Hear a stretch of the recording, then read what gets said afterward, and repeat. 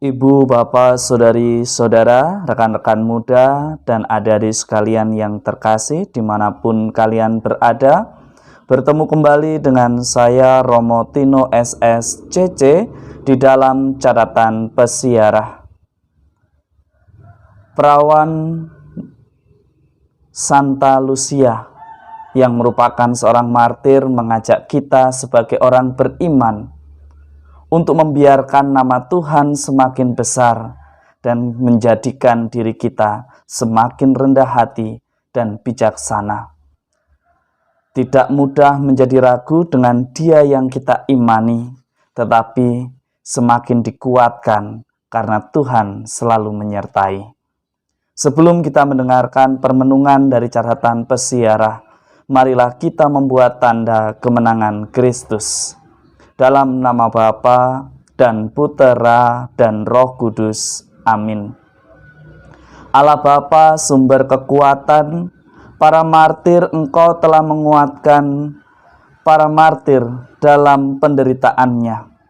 Kami mohon penuhilah umat-Mu dengan sukacita dan terang berkat doa Santa Lucia, perawan dan martir-Mu. Semoga kami di dalam persiaran hidup kami senantiasa merayakan kelahirannya yang mulia di surga, dan kami semua diteguhkan oleh semangat imannya yang tidak ragu untuk menjadi pengikut-Mu di dalam persiaran hidupnya. Demi Kristus Tuhan dan pengantara kami. Amin. Ibu, bapak, saudari-saudara, rekan-rekan muda, dan adik-adik sekalian yang terkasih di dalam Yesus Kristus, di dalam kitab Bilangan, kita menjadi tahu bahwa orang yang hidup di dalam firman Tuhan senantiasa dihinggapi oleh Roh Allah yang senantiasa bertutur kata tentang kasih, tentang perbuatan yang berkenan di hadapan Allah.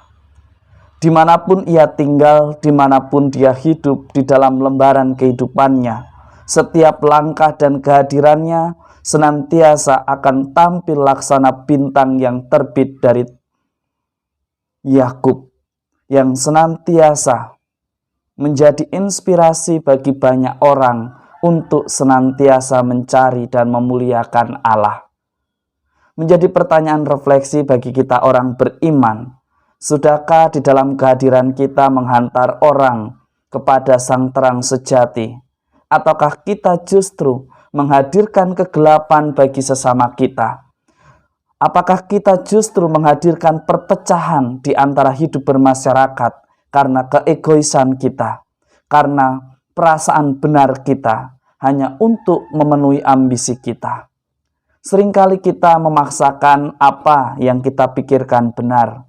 Seringkali kita memaksakan apa yang menurut kita berkenan. Tetapi seringkali kita lupa untuk membiarkan nama Tuhan semakin dimuliakan. Tentu di dalam perjalanan persiaran hidup, kita pun seperti orang-orang yang berhadapan dengan Yesus saat Yesus berkarya dengan kuasa Bapa. Tentu ada saja orang yang ragu atas kuasanya, yang ragu dengan cara kita menghidupi iman kita di dalam persiaran hidup sehari-hari.